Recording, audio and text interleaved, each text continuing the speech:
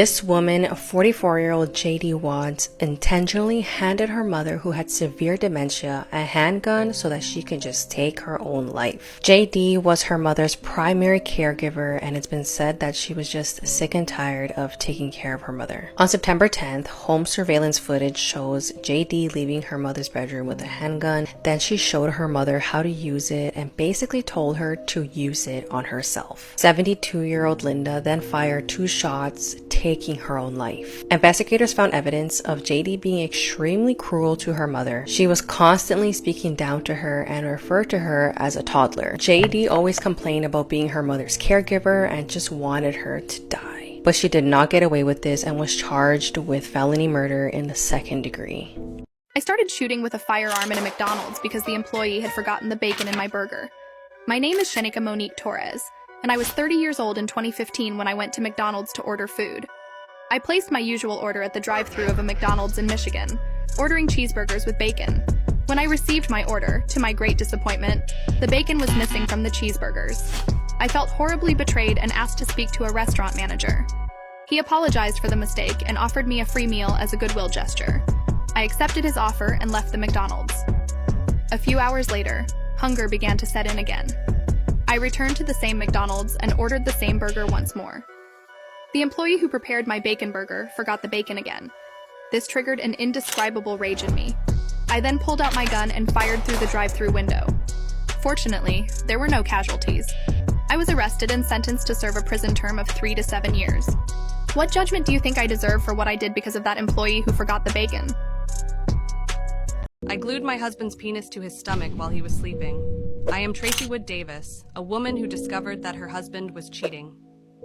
When I learned the news, I was devastated and furious, and I decided to seek revenge in a creative way to make him understand the extent of his betrayal. One night, while my husband was sound asleep, I carefully applied super glue to his penis and glued it to his stomach. My goal was to cause him embarrassment and discomfort, making him realize the pain he had inflicted on me by cheating. The next morning, my husband woke up and discovered with horror what I had done. He was forced to see a doctor to resolve the delicate situation I had put him in. My story quickly made headlines, and I became infamous for my act of revenge. I hope that my story can serve as a lesson to others facing similar situations, encouraging them to find constructive solutions to deal with infidelity.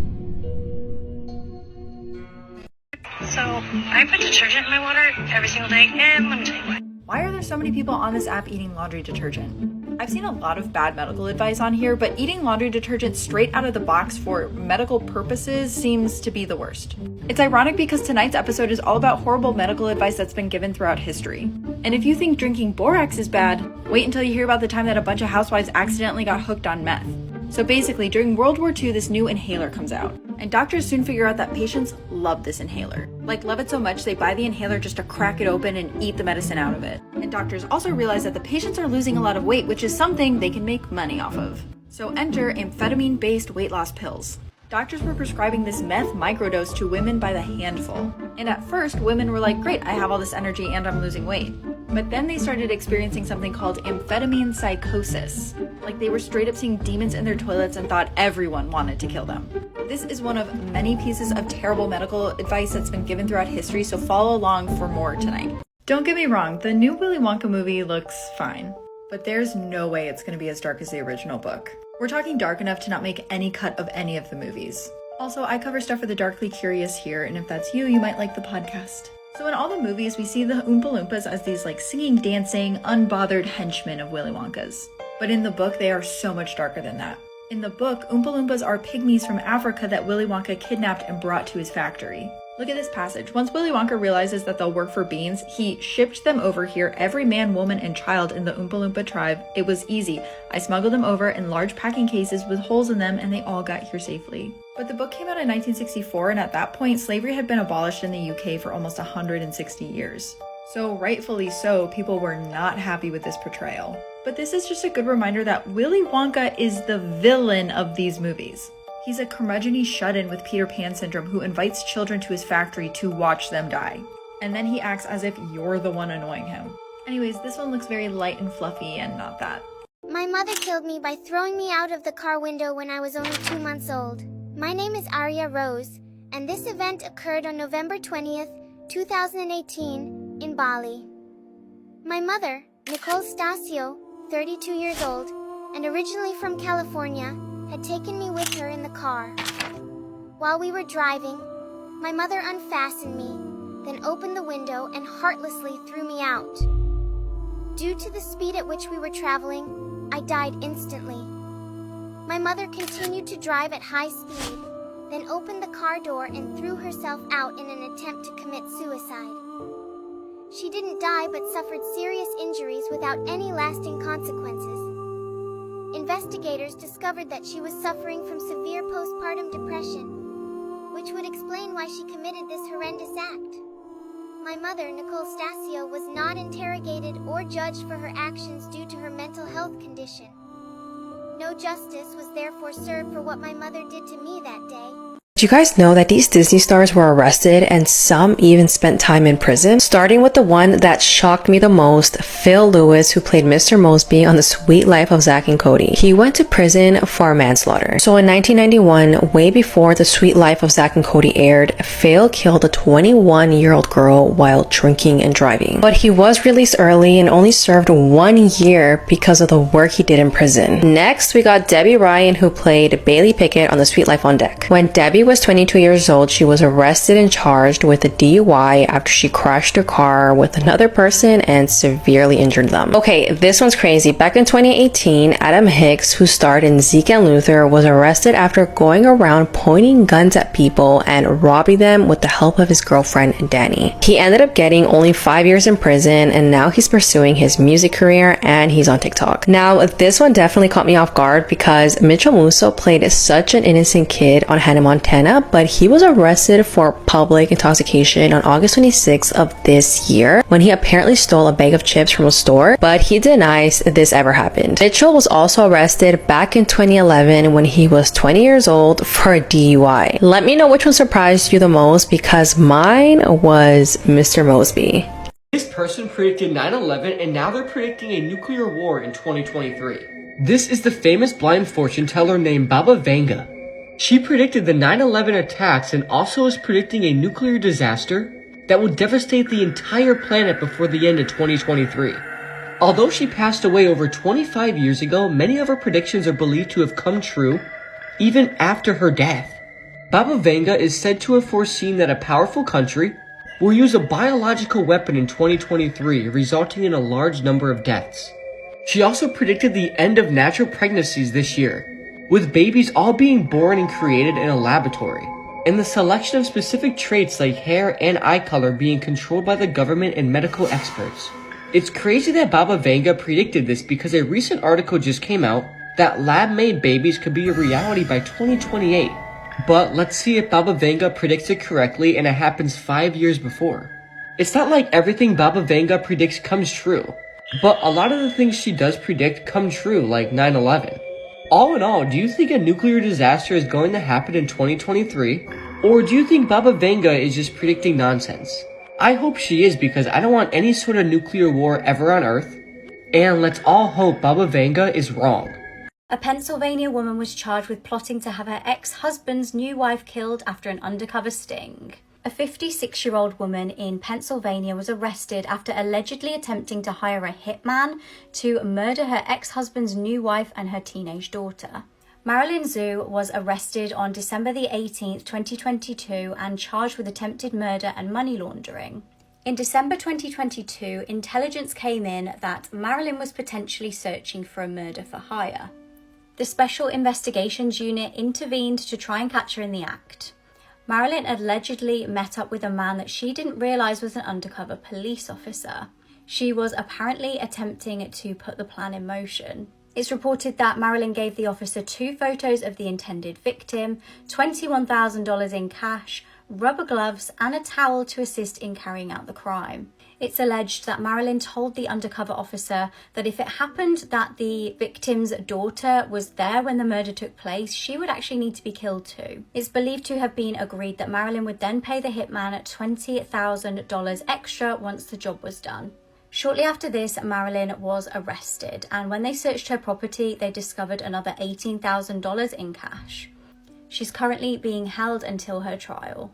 This is insane. This pilot was sucked out of a plane during a flight from England to Spain. This happened on June 10th, 1990 on a British Airways flight when 27 minutes into the flight, two of the cockpit windows came off, which caused the pilot Timothy Lancaster to be sucked out. But you would think that someone wouldn't survive this. Well, Timothy did. Since the plane was going at such a high speed, his entire body got trapped against the outside of the plane window, but his legs were still in the plane. That's when one of the flight attendants quickly grabbed Timothy's legs and held on the entire time while the co-pilot controlled the plane and tried to land right away. So imagine everyone on that flight was freaking out while Timothy was trapped against the plane for a remainder of 20 minutes at nearly 650 kilometers per hour. And by the way, if Timothy was let go, his body would have landed on the side of the wing and made its way into the engine, which would have caused the plane to crash. Fortunately, the co-pilot was able to safely land the plane, and when an investigation was done, it was discovered that the maintenance crew had replaced the window panels with incorrect bolts, which caused the windows to be blown out. Timothy explains that he was in and out of consciousness but barely remembers anything, which thank God. And get this, Timothy was back to work only 5 months later. Personally, I would never step into a plane again, let alone fly it. This is some dark stuff going on around the world that the public definitely doesn't know about. Up first, humanity has wiped out 60% of the animal population since 1970. Just think about that for a second. 60% of all animal population has been wiped out. This is absolutely crazy, and we use all of these resources for food and clothes and just stuff like that. But when you hear that we killed 60% of the animal population, it kind of makes you think, right? Next up, we all know the mega city that Saudi Arabia is building called Neom. But did you know Saudi Arabia is sentencing people to death who refuse to move out of their homes so they could actually build the mega city Neom? And their relatives are being sentenced to multiple decades of prison time just for protesting and posting their support to the cause on social media. This is absolutely sickening, and I can't believe nobody is talking about this. This next one is going to keep us all up at night. But bacterial resistance to antibiotics is at an alarming level. There has already been instances of pan-antibiotic resistant strains of bacteria. This can throw us back to the pre-antibiotic era, which will effectively mean if you catch an infection, you will die, just like in the 1400s. Finally, women are going missing from Indian reservations across some of the United States. Many are young women and are probably being used for sex trafficking. I wonder why they're taking Indian women from Indian reservations. And I wonder why sick stuff happens like this on Earth every single day. This woman escaped her kidnapper after being held captive for a year. The woman, whose identity is not revealed for her own safety, met James Perillo Jr. at a petrol station in New Mexico in February last year. 57-year-old James told her his name was Brett Parker. He asked if she would give him a lift to Arizona, and she quite liked him, so she said yes. The pair actually got into a consensual relationship, and things were going fine for a while until he began assaulting her. He started isolating her from family and friends and confiscated her phone and debit cards, leaving her powerless. He then spent the next year holding her captive against her will. He was actually travelling around the country with her, and prior to her escape, James had driven them to a petrol station in New Jersey. She noticed that the store had a deadbolt on the door from the inside, and it inspired her to escape. James had been continuously beating and choking her, and on the day in question, she was able to break free for a couple of seconds. It was cold out, but she sprinted back to the petrol station that they'd been at, with only a shirt and shorts on and no shoes. She ran inside and bolted the door shut just in time, as James was only a few seconds behind her. The attendant inside the petrol station helped her after the woman explained that she'd been held captive. She had deep wounds on her neck from where he'd been abusing her. James was arrested and is being held without bail due to information that police had discovered. It transpired that he may have had other victims previously. He's being charged with first-degree kidnapping, second-degree strangulation, and aggravated assault. He faces up to 47 years in prison.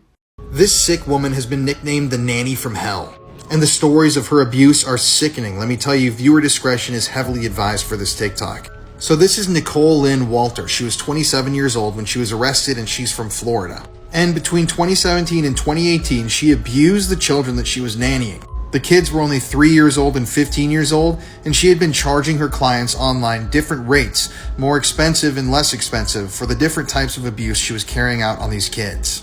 Now, when investigators interviewed the 3-year-old that Nicole had been nannying, she said that Nicole, her nanny, had been, behaving inappropriately with her, and she told investigators that Nicole had been touchy with her privates. Now, when investigators got a search warrant and executed it on Nicole's home, they found a micro SD card that contained disgusting, according to them, vile images of a minor. Images that Nicole had taken herself. They also found video files on Nicole's computer that showed her completely bare in front of the children that she had been nannying, talking to the kids while she was playing with herself, if you know what I'm talking about. As in, she was toying with herself while she was talking to the kids she was nannying right there on camera. I mean, how disturbing can the story get? When pressed about all of this, Nicole told investigators that she recorded, uploaded, and sold this content to clients on the internet who were requesting her to make these sorts of sick and twisted videos. Now, keep in mind, Nicole was also uploading adult videos and images of herself to the internet and charging for them without the kids involved. But like we said at the beginning, if there were kids involved, she would charge clients extra based on what they wanted. So this is a sick story. This is a very sick individual. And this once again goes to show that it's not only men who can be pedophiles, it can be anybody. And sometimes these people don't look at all like what you would expect them to. This is the bear video, one of the worst animal attacks caught on camera, explained. The local forest department of this village organized this bear hunt because of the bear attacks against humans in the area. The man in the video was tracking the bear for a while and even set up a trap, but he was ambushed and mauled. The victim's piercing screams alerted his colleagues, who would rush to the scene, and one of the victim's fellow hunters filmed the gruesome encounter.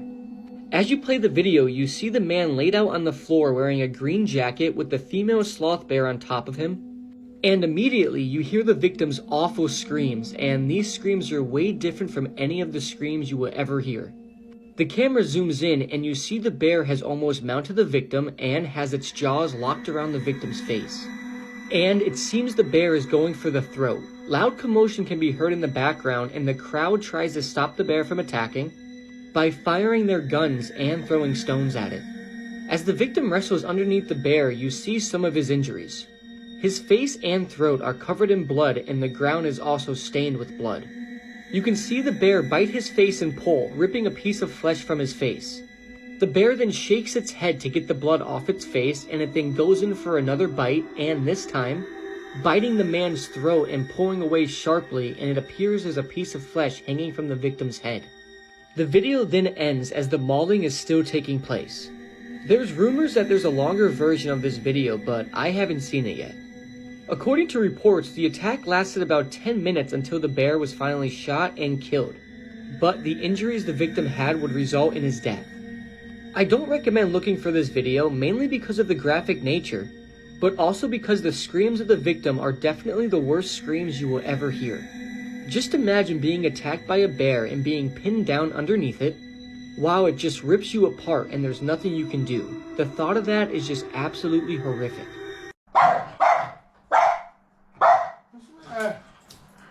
What? Look in there, mate. Look in there. What? Look in there. In Boston in the 1960s, women were terrified. Deadbolts and door chains were selling out as news spread about a serial killer on the loose. For a span of 2 years, vulnerable women were being murdered at a shocking rate. The mystery killer was seemingly targeting women, both young and old, and random neighborhoods, making everyone a potential target. Disturbingly, the killer seemed to leave a very specific calling card. The victims were essayed, posed, and then left with bows around their necks made of their stockings or underwear. The first murder was in June 1962. The Boston Strangler broke into the apartment of 55-year-old Anna Sleesers. She was strangled to death with her dressing gown. 2 more women were killed just weeks later. Nina Nichols and Helen Blake were found dead with a signature bow around their necks. Murders unfolded in quick succession following the first 3. In total, there were 11 known killings. Until 1964, police investigations reached dead ends. Then a convicted S offender, Albert DeSalvo, shockingly admitted to being the killer. He'd been arrested for breaking into a woman's apartment, tying her up and assaulting her. He confessed to breaking into hundreds of women's apartments and bragged about essaying at least 4 women. However, police didn't take the claims seriously initially. Albert didn't match the eyewitness descriptions they had of the Boston Strangler, and there was no physical evidence linking him to the crimes. He was actually sent to hospital for the criminally insane, and he was never convicted of the horrific crimes that he confessed to. A forensic psychiatrist found that he was a compulsive confessor who desperately needed to be recognised. 8 years later, he was stabbed to death by a fellow inmate, and due to his death, questions remained unanswered. That is, until a DNA test in 2013. Albert's body was exhumed due to advancements in technology. Now, DNA from Albert matched fluids left on a victim, Mary Sullivan's bed. Albert's family claimed that his DNA being at the scene didn't prove that he'd actually killed her, which is true. However, due to also confessing to the murder, police consider this is pretty damning evidence. It doesn't, however, confirm anything about all of the other victims in the Boston Strangler case, and some of the mystery still remains. I think it's really freaky that people don't talk more about the connections that Epstein had in so many different worlds. So if somehow you don't know the Jeffrey Epstein story, he was arrested in 2019 and thought to be the head of a global pedophile network. And just a short while after he was arrested, he was found dead in his prison cell. Allegedly, he had taken his own life. Many people don't think that he did. And many people think that Epstein was murdered because he had so much blackmail evidence on so many politicians, actors, musicians. So let's dig a little bit deeper into all of this. So this is Shantae Davis. She's one of Epstein's accusers. She was there on so many of Epstein's trips. She alleged that he assaulted her many times over the years when she was underage. And she saw lots of horrific things that were going on the island, in his private planes, on these trips. Here's a photo of Shantae and Epstein, but I want to talk today about a trip to Africa that this group took. So apparently some years ago, Shantae, Jeffrey Epstein, Ghislaine Maxwell, and some others took a philanthropic trip to Africa. But who was on this trip? Well, Bill Clinton was on this trip. There's photo evidence of that. I mean, here's a photo literally of Shantae massaging Bill Clinton's back while they were on this trip. Strange photo. Kevin Spacey was also on this trip. You can see Bill Clinton behind him. Here's another photo of Kevin Spacey and Ghislaine Maxwell. Kind of weird, right? Even Chris Tucker was on this trip. This is him and Shantae and some of the other women that were with Epstein and his crew. So my question is, what exactly happened in Africa? What were they doing? There are no real photos of any philanthropic event that they were attending. And for the life of me, I can't find any information about where they were going or what this big event with Hollywood celebrities and ex-presidents was. And I mean, there are just too many weird things about this. When Epstein's house was raided, they found this painting hanging up in his home. This has been confirmed. Even the artist who painted it has confirmed that Epstein purchased this from him. And people think that Epstein was killed because when he was hanging out brushing elbows with all these elite people like ex-presidents, celebrities, other people that were super powerful, he was recording almost all the time. Shantae, who was present for a lot of this, even said that Epstein had cameras in places like the bathrooms, the toilets, the massage rooms, the living rooms. Everywhere on his property was being recorded 24/7. So I think it's very reasonable to think that with what was going on with Epstein, he would have a lot of damning photos and videos, evidence of powerful people doing terrible things. And what's one way to get him to shut up? Well, you can kill him. I don't know, I just think this story about this philanthropy trip to Africa is so strange. Why did they go? Why all these famous people? Why is there no press about anything ever happening there? And once again, why with Jeffrey Epstein? This could be one of the most awful ways somebody has ever died, and whatever you do, don't look up the picture. In Canada, on July 30th, 2008, 22-year-old Tim McLean was on a bus traveling from Edmonton to Winnipeg. The bus then made a stop where a man named Vince Lee boarded. Vince Lee, a 40-year-old Canadian, suffered from untreatable schizophrenia, and without warning, he brutally attacked Tim McLean. Vince Lee sat next to Tim McLean, but Tim barely acknowledged him, and he then fell asleep against the window pane, with headphones covering his ears. According to witnesses, McLean was sleeping with his headphones on when the man sitting next to him, who was Vince Lee, suddenly produced a large knife and began stabbing him in the neck and chest. After the attack began, the bus driver pulled over to the side of the road, and he and all the other passengers fled the vehicle. The driver and 2 other men made an attempt to rescue McLean, but were chased away by Vince Lee, who slashed at them from behind the locked bus doors. Vince Lee decapitated Tim McLean and displayed his severed head to those outside the bus. Then he returned to Tim McLean's body and began severing other parts and consuming some of his flesh. Police arrived and Vince Lee was still on the bus, and the other passengers were huddled at the roadside, and some of them were crying and even vomiting. Vince Lee made an attempt to escape by driving the bus away, but the driver had engaged the emergency immobilizer system, which made the bus undrivable. Witnesses then saw Vince Lee stabbing and cutting McLean's body with a knife and carrying McLean's severed head around the bus. The police were in a standoff with Vince, and they had summoned a special negotiator and heavily armed tactical units. Police officers then observed Vince Lee eating parts of Tim McLean's body. And they also heard Vince Lee say, "I have to stay on the bus forever." Vince Lee then attempted to escape the bus again by breaking through a window, but was arrested soon afterwards, and he was shot twice with a taser, handcuffed, and placed in the back of a police car. Parts of the victim's body placed in plastic bags were retrieved from the bus, but Tim McLean's ears, nose, and tongue were found in Vince Lee's pockets. Tim McLean's eyes and heart were never found, and it was assumed that Vince Lee ate both of them. Vince Lee was found not criminally responsible for the murder due to his mental state at the time of the attack. The verdict was based on the assessment that Vince Lee was suffering from a severe mental disorder and was eventually committed to a mental health facility. I come across this case every so often, and it always hits the same. Tim McLean was so young, he was just 22 years old, and he didn't deserve this at all. And what makes this case even more sad is that 5 months after his death, his son was born. I get that Vince Lee was suffering from a severe mental disability, but I still would give him life in prison for doing this. This case is absolutely horrific, and it's definitely one of the worst out there.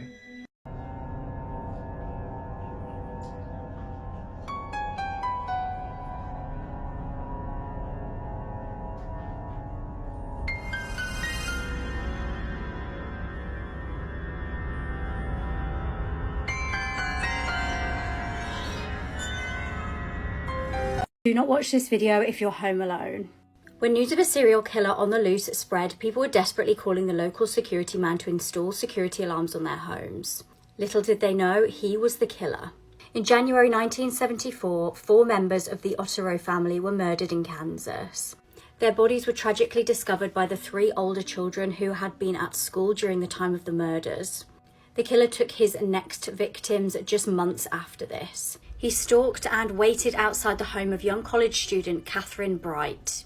When she arrived home, he stabbed her and strangled her. He then shot her brother Kevin twice, but miraculously he survived. Kevin described the killer as having psychotic eyes. Intending to torment the local community, the mystery killer wrote a letter describing his killings. He left this in the public library and called a local paper to tell them where to find it. He stated he would kill again and named himself BTK, and no one knew what BTK stood for. He struck again in 1977. His 7th victim, Shirley Vian, was SA'd and killed while her 6-year-old son watched through the keyhole of the door. Now, shockingly, BTK at this point kept a sealed treasure chest of horrors at his family home. This is where he lived with his wife and children. It contained sick mementos from the crime scenes, including victims' underwear, driver's licenses, and pictures of him dressed up in the victims' underwear and reenacting the ways in which he'd killed them. Little did his family know that BTK, or Dennis Rader, was living a double life. His daughter described him as a strict Christian, and he helps keep the local community safe by installing security alarms on their houses. Now, business was booming as many vulnerable women contacted him to come and install security alarms on their homes amid the news of the BTK killer. When a neighbour was then killed by the BTK, Dennis reassured his family that they were safe. In actual fact, it was Dennis who had murdered the woman, 53-year-old Maureen Hedge, the night before. She was tied up and choked. In 1986, he killed his 9th victim, 28-year-old Vicky Wagirl, while her 2-year-old was in the playpen. In 1991, he committed his 10th and final crime. He broke into the home of 62-year-old grandmother Dolores Davis and killed her. He then dumped her body by a bridge. The panic died down and BTK wanted attention. It was now 2004 and he decided to send taunting letters to the media and police. He was actually caught by a letter he sent via floppy disk. Inside, police found data of a deleted file, and it was a document for the church. It was written by the church council president, Dennis Rader. A positive DNA match was found for Dennis under a victim's fingernails. He took pleasure in revealing that BTK stood for bind, torture, and kill. He also confessed to all of the murders. He was sentenced to 175 years in jail without the possibility of parole.